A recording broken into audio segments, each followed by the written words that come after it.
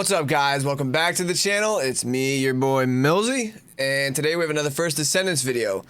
My time has just been consumed with this game. I have not forgot about the other games, but yeah, my time has just been consumed with this game. I just wanted to make a video kind of on. It's not like a super specific video, but it's just kind of like an overall tips and tricks kind of video without the element of paying to win, like paying for the catalysts and the energy activators. And all sorts of other little things like EXP gain, gold drop, increase gains, all that stuff. I just want to say, like, the main thing in this game, the main resource is going to be your time if you are not going to pay for the enhancements. So I'll make the intro short. Thank you guys for watching the videos. Thank you for watching the channel. It really means a lot. It's fun being able to do this and to make these videos. This one's going to be a little bit of a long one, but we're going in depth on a good amount of things. It's good to stick around. Hopefully you guys pick up on some stuff. Hopefully it helps somebody out. Even if it helps one person out, my mission has been completed. So with all that aside, let's get right into the video. Alright, what's up, guys? It's your boy Millsy, and we are back at it in the first Descendant. I just wanted to go over today just some general tips, kind of like a guide almost, just some stuff that'll maybe help a new player out, maybe even help existing players out, because a lot of stuff I kind of learned relatively recently, and I almost have 200 hours put into this game. It's a very complex game. There's a lot going on, and yeah, so the main thing I want to talk about today is a no pay to win kind of guide, like just kind of like a video about how you want to do the game, or how I've been doing the game without paying to win. Because if you can see here, you can go to shop and you can go and get let's see, no, it's support, right? No, yeah, right here you can buy these things, and these are your best friends in the game. So this is like really gonna be like when you get, I mean, even really during the first part of the main game, like the main campaign, that like these are going to be obviously useful, but they're really shine in when you get to the hard mode. You're going to need a lot of these things, and I can't say for sure, but I've seen people on YouTube that just have like all the ultimate Descendants, all of their characters just fully leveled up, all the crystallization catalysts on, equipped, energy activators, all that stuff, and it's like definitely really, it's a lot. It's a long grind to be able to get all that if you did it without paying for them. So I'm not saying everybody's doing it, but I can't confidently say that everybody's farmed all that stuff. So maybe I'm wrong. I don't know. I'm not hating. People want to do what they want to do. If they got money to spend, they got money to spend. But for me, I mean, I could buy the stuff. I just don't want to. I want to do the game the way the game is supposed to be played. So, and we'll talk about what those do in a little bit, but that's kind of like the main focus I want to do on this game, or on this video right now. I just want to talk about how to kind of go about things if you don't want to pay or can't pay money to get all these things. What's worked for me to be able to get as far as I have gotten. And the only things I have paid for are some cosmetics. And I mean, you can just see why. I mean, it's just some of these skins are just really Nexon knows what they're doing, you know. And honestly, I like it. I'm all for it. I'm all for it, man. Like, if you want to get some, if you have a free-to-play game and you want to sell some skins that you know people are gonna buy, then more power to you. All right. So the first thing that I want to go over is going to be our.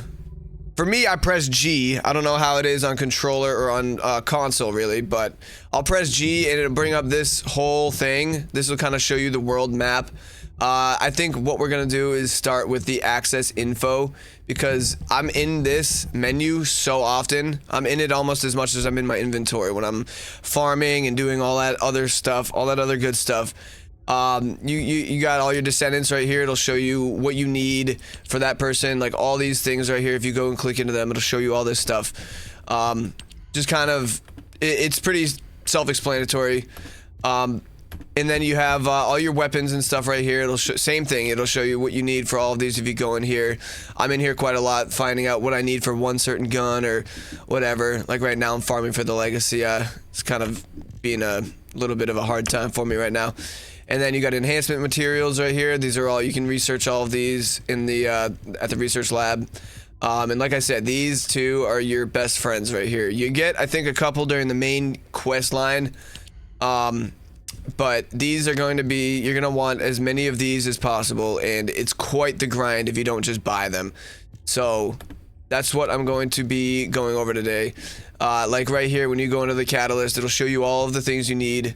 And many of these things you can get from the, this one's Mission Monster, but I think these are, yeah, encrypted storage boxes. So what those are, like they're like little vaults spread throughout the maps. And they look like kind of like a weird skeleton coffin type thing that floats, and it's like you play a little mini game and it gives you what you want. But you need some code breakers and code analyzers to do this. So this is kind of not exactly the focus of the video, but that's just kind of like, I just wanted to explain that since I was already talking about it.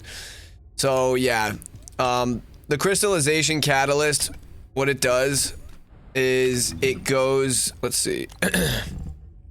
So right here, if you see that it's the number right here is green, because if I take this off, I have this socket right here that you could put a module on. You could put any module on over the one that's already assigned, but the one that you have assigned for it, it halves the cost. So like whatever the cost is, like normally it would be half of that. So right here it says 9. I put it right here, it says 5. Because I put it on the module socket type. It was really kind of confusing when I was learning all that. Like right now, I have 3 of these assigned. And so you use a crystallization catalyst to assign the socket, which also resets your level. So if I wanted to change this socket right here to a cerulean type, you would do that and click that, and then you'd use up one of your catalysts and apply the socket type, and that's just going to make the cerulean right here go down by half. So like right here, see, it's the what type is that? Malachite, I don't know. So that one's at 8. It's all the way upgraded. It would cost 16 if I didn't have that assigned. And then the energy activators is going to increase your overall module capacity. So I think it's more important, honestly, to focus on the energy activator count on a weapon first. That's just my opinion. So I think excuse me. So you can do the same thing for your Descendant. You can use an energy activator on your Descendant, and you can also assign module socket types on your Descendants. But for me, honestly, unless you have the ultimate version of a Descendant, I don't think it's worth putting that time in to just have to do it again when you get their better version of them. So I think it's more important, at least at first, to be doing this with your weapons first. Specifically starting with the energy activator. Like, I think having the increased module capacity gives you some of that extra breathing room for applying more modules. Maybe you won't have them all the way up, but you'll have them upgraded a little bit each time you put one on, and you'll have a good amount of room to breathe. And then I feel like focusing on assigning module socket types once you have a loadout that you like is kind of the way to do it. I could spend so long talking about modules and energy activators and, you know, all that stuff, but basically you just want to farm as much as you can of these, and a lot of them, like this one, will just come from bosses in for a mission monster at like the infiltration operation at the end of like an area. And so that's basically what we have going on right here. These ones are all kind of, they help you out for just a bunch of different little things, and you can research all of these at the research lab. So we're gonna go from enhancement materials to the amorphous materials real quick, and I want to go over what it's like. So these are just all of them, all the amorphous materials in the game. And if you're searching for a specific thing, if you're farming for a whatever it is, I'm farming right now for the ultimate Lepic spiral catalyst blueprint. So up here, I'll just go type in ultimate Lepic, and it'll show you everything that gives you ultimate Lepic stuff. So right now, this is what I'm farming for, the ultimate Lepic spiral catalyst blueprint. And you can kind of compare if it's worth going to a harder mission to do it. Like this one, 85, has a 10% chance, but it also costs a lot more to do the void fusion reactor to do this. And there's only a 4% more chance to do that, when I could go down to amorphous 6 and I have a 6% chance. So you can kind of have a good idea of what it is you're searching for and what you need to do just by coming into the amorphouses and typing in the thing that you want to do. That's basically that's basically it for the amorphouses. It's just a great way to get your farming done. And it's just a great way for you to kind of have an idea of everything you need when you're looking for a specific thing. All right, so we are in the inventory now. This is where everything is for your guns, all your reactors, all your external components, all the info about your character, everything. And then you can have presets set right here. So right now I have just 5 presets on the ones that I use for the most. And I basically have everything the same except for Lepic because I need a specific thing for this. And yeah, you can see that it just changes with each one. And yeah, that was something that I found out pretty recently. I didn't really ever mess with it, but it helps when you can just switch to Descendants from right here. And it changes it for you, and it gives to all the settings that you set up. So if you want to go to your info and have an overview of everything that you have going on for your person and all your guns, you can just press W. I don't know what it is for a controller. Like I said, I'm sorry about that.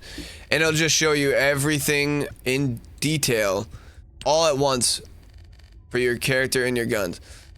And that was something that was really helpful because you can see what's going on when you attach something new, or you put a new module on, or whatever, you new reactor. You can kind of see all the stuff. So one other thing I want to go over is a way to farm for specific reactors and specific components.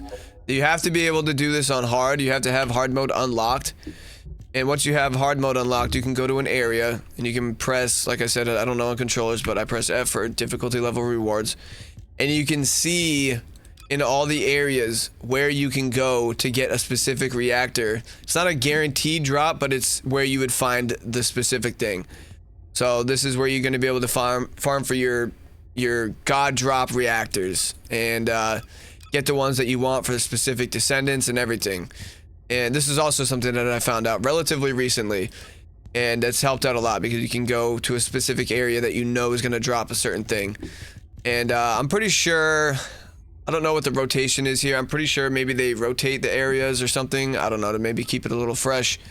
But yeah, that's something that I wanted to go over as well. So another thing that we want to go over is enhancing the unique ability on your weapons. Another one of those things that just kind of seems self-explanatory, but is really, really worth noting right now to put the time in to get the extra guns of the ultimate to upgrade them. So what you need to do is farm the gun for the first time, obviously, and then 4 more times after that to get the gun max level. And it really just increases a lot on the let's see, the unique ability right here. Like the trigger rate used to be down at, I don't know the exact number, but now it's at 100%. So every time I shoot somebody, it does the unique ability. And like with Greg's reversed fate, the unique ability is like a barrage, and it used to just do 3 barrages, I think, or 4 maybe. And now that I'm at level 3, it does 6 barrages, and the trigger rate is gone up too. So it happens more often, and it's also it's really, really important to farm for those extra guns to do that. It takes a while, which is why I don't have many actually super upgraded yet right now anyways. But for the ones that I use the most right now, my main guns are the Greg's Reverse Fate, the Thunder Cage, and the Tamer, which you can't really do that for. but it's really important to go farm for those guns and upgrade the unique ability, which you'll just do that at the workbench right here. You just select this, and if you had another one to do that with, it would be like right here, and you would just enhance it. Another thing I want to talk about is modules. Obviously, the modules are going to be your best friends in the game, aside from, well, actually, I guess they kind of are like brother and sister, because it all ties in together, like with the catalysts, the activators, it all goes on modules. So your modules, it's going to be another one of those things that it's going to take a long time to grind out. If you want to get to max level, they cost a lot of money. It'll cost upwards of it'll cost millions of gold to do one last tick on some of these, honestly. Like, let's see, Descendant module. Oh, it's not on, I don't have it on Sharon, but I have a Transcendent module on Lepic that it needs one more tick, and it's like 2 million gold or something like that, and it's like, it's a lot. So if you want, it's gonna take a long time to start really putting in the time to upgrade these, but it's really important to, I'm not gonna go over like specifics of all the modules and their abilities, but I will go over real quick just like what it looks like when you want to upgrade some of these modules. So you come to this guy and you're just gonna select the module you want, and if you want to upgrade it, 750,000. That one made my capacity go up. So that's what some of these gold ones do in the sub module ones. But you can see these prices, they start getting up very, very high. Other than that, you can upgrade these for relatively low cost to get them like usually about halfway. Usually they start getting into the hundreds of thousands, like right around up here. And yeah, you got all your weapons you can do right here and everything. So yeah, this guy, you're gonna be at this guy a lot too. And it's worth putting in the time to save up the money, save up the Kuiper, and get some of that farming done. And another thing we're gonna do, we're gonna go to the training range, which you can only do while you're solo. You can't do it when you're with a party. But the training range, it's just like a firing range. It's called the laboratory. But this is where you can test out different things, different modules. You can mess around with what you want to do with different settings, like presets. Like you can change your settings right here. And you can really just fiddle around. This is a laboratory controller where you're going to find where you want to spawn these guys in. I play at level 100, so I put them at level 100. I put the max amount of enemies right there. I don't like to have the invincibility on because I want to see when they fall down and actually die. And then once you kill them all, you can just spawn them back in. Right here you have your replenish supplies, which you can just use unlimited. You don't ever have to, you don't have to like wait for it like in the game. And yeah, so right here is where you're gonna try out a lot of different stuff, a lot of different modules. You can try out a bunch of different builds that you like, which I think is really cool because you can have all these different settings and different loadouts, and it's just it's very, very useful to come to the training range. So another thing I wanted to go over is, let's see, in the settings right here, I'm gonna turn something off.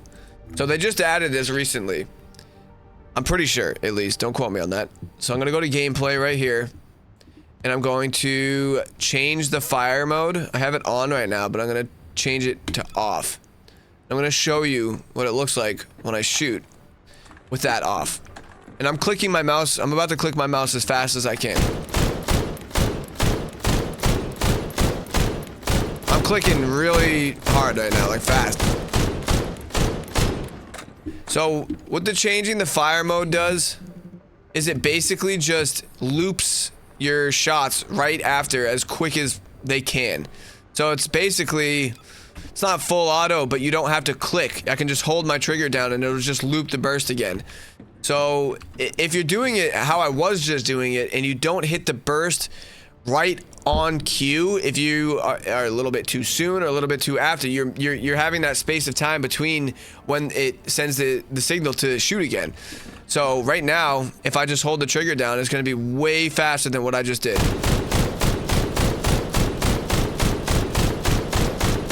That's just me holding my mouse button down.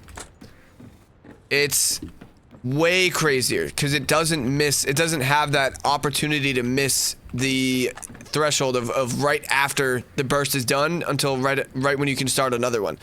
So turning that on, it is absolutely crazy because you can do it with any single shot, any scout rifle, tactical rifle. It's just so much better having it that way.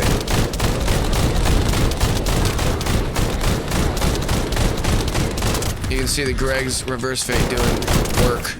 And so one other thing I wanted to go over while we're in here, and so far it seems specific to Lepic, but actually I guess I don't really need to do that. So I am full ultimate right now.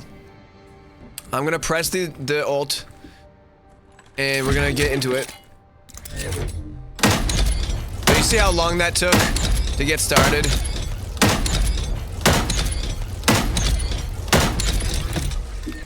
Gonna ult up again and all that stuff. So it took, I don't have a timer exactly, but I can just tell how much quicker it is when you do it this way. So if you press Z and then roll, it cancels that animation and you can get off a lot more shots. So far that seems specific to Lepic's ult. I haven't seen anybody else that I've been able to do that with, but it's so much quicker. Let's just see that one more time. That had to have been 2 or 3 seconds. And I'm already almost done with the ult right there. Compared to... yeah, that's like more than half. That's like more than half the time. My only limiting thing right there was the mana points.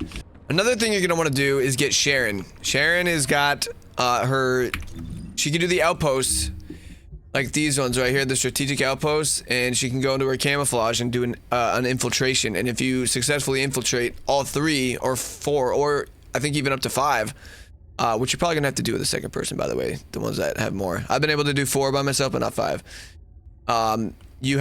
So originally you just have this 20% chance to get the amorphous material pattern 28, but if you do a successful infiltration with Sharon, you have the opportunity to potentially get another one, and that's something that no other Descendant has. So it's very useful for when you're farming for a specific pattern.